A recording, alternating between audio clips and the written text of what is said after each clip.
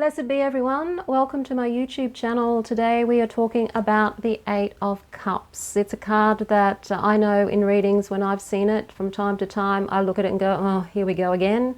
I think when we first look at it and we first see it, we don't really understand it sometimes that it's actually quite a positive card. It's more that we see the fact that we've got to move away from something, leave something behind, which the ego doesn't like doing, that we sort of look at it and go, oh, this doesn't look good. So I'm going to talk about that card today and how you can see it in a more positive light. Before we do though, I'm Sandra from MysteryWitchSchool.com, author of Crafting Your Wiccan Path and Tapping into Abundance. If you want to know more about Wicca, witchcraft, shadow work, hit the subscribe button and the notification bell so that you don't miss any videos. If you want to know where to start your witchcraft practice, but you really don't have a clue, or you're just not sure where to start and what to do, I have a free video called How to Start Your Witchcraft Practice. The link is in the description field below this video. In this card, the Eight of Cups, we see a person dressed in mostly red, walking away from a stack of cups. It's a eclipse, actually. And you've got the person walking away, turning their back, leaving something behind. Being an 8, it means that this is a card of movement, it's a card of flow. This is a card of following the flow, following movement, following the impulse to keep moving. So it's an active energy, the 8. It's also a positive energy too, really, the 8s, even though they may not seem so in all of the suits, it is actually a positive energy. It means things are flowing, things are changing. And being cups, that means it's to do with the emotions, it's to do with the intuition, it's to do with creativity, things more on that feeling level. So this is about getting into flow with your feelings and having to perhaps make the changes that you need to make along the way as you move, as you flow with your feelings.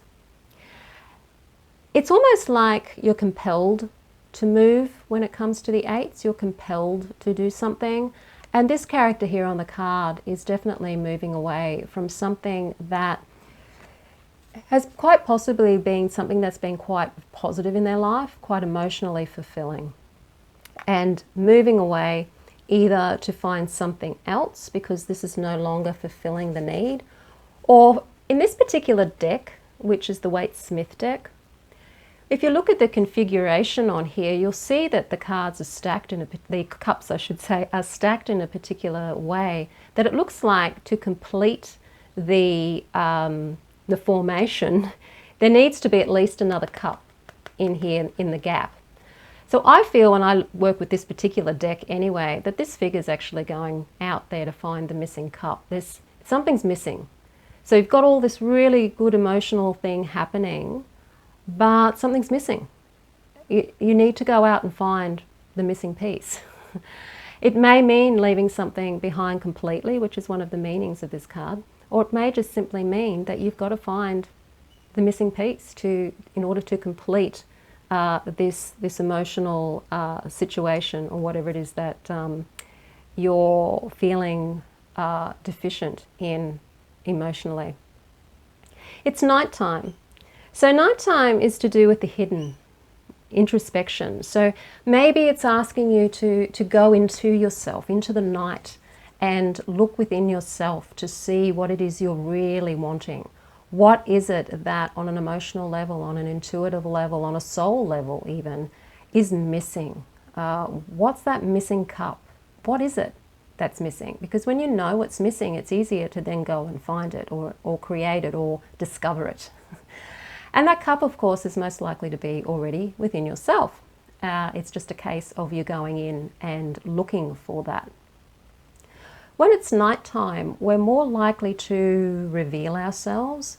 Have you ever been with maybe a group of friends when it's been late at night and you're sitting around maybe a campfire or something in dim light, and you all of a sudden start to talk about deep and meaningful things, and you start to, in many ways, really explore things on a deeper level because the shroud of night makes you feel more comfortable being in this realm. It connects you more with that subconscious mind and all of those yin, feminine energies. The red on this particular character here, to me, symbolizes this person is walking away with a lot of courage and perhaps passion as well. So it could be something that you need more passion. You're looking for that missing thing, either within yourself or outside of yourself, to fulfill that sense of passion. So there's that confidence there, there's that courage there, there's that sense of passion. Looking for that emotional fulfillment and knowing that you have the ability to do that. It's making time to go within yourself, to really look inside yourself, to do the shadow work and get to know who you truly are. It's not something that's going to take a long time. It's a fleeting thing. It's an 8, so you're almost done. But it's just asking you, or the querent, if you're reading somebody else, about what is your purpose? You know, is something missing in your life that you need to fulfill that purpose? Or are you feeling the need to actually make a complete change and go and find a new purpose, more satisfaction? What is it that needs to change? It is a card of change. All of the 8s, in a way, are a card of change because they're all about movement, they're all about flow. And life is constantly in flux, it's constantly flowing, constantly changing. We cannot not change. Even though our ego doesn't want to change because its function is to keep us safe, and being safe means no change, it's just something that's inevitable anyway. So when this card comes up and your instinct is to go, oh, I'm going to have to leave something behind that I don't want to leave behind, know that with some introspection, some soul searching, maybe assistance from other people, some wisdom maybe from other people, can just help you understand what it is that you're really wanting, what it is that you need to go and find, either within yourself, or maybe it is to do with a pursuit of some sort. It could be to do with a relationship, it could be to do with your family, it could be to do even with a career, with a passion, with something in your life that actually does give you some emotional fulfillment and emotional meaning, and knowing that this is just a step to really finding what it is you really, really want, and that if you take that journey that this character is on, and you apply yourself, you will find that missing cup. It can be almost a case, when I look at the configuration on this card of the cups, that there may be even 3 cups that need to be found if you're really wanting to pile them up and having them, you know, look a bit more like a triangle, or to have that sort of symmetrical formation. There may be more than one more cup that needs to be found. It might be another 3 cups. You might just be going out collecting cups. But this card is not a card that's, there may be some sadness involved, of course. However, I think by the time you get to the 8, any grief or sorrow is probably being dealt with already with the 5 of cups. And so by the time you're here in your life, even though there may still be some sadness, there may be still some grief, depending on what other cards are in a reading, of course, you are going to be able to walk away, and you are going to be able to find that missing cup, or at least know how to search for it anyway. So that is a really beautiful card at the end of the day.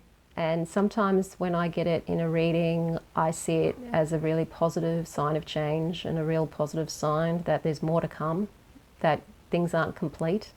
They never are. There's a lot of lessons with this card. So the 8 of Cups.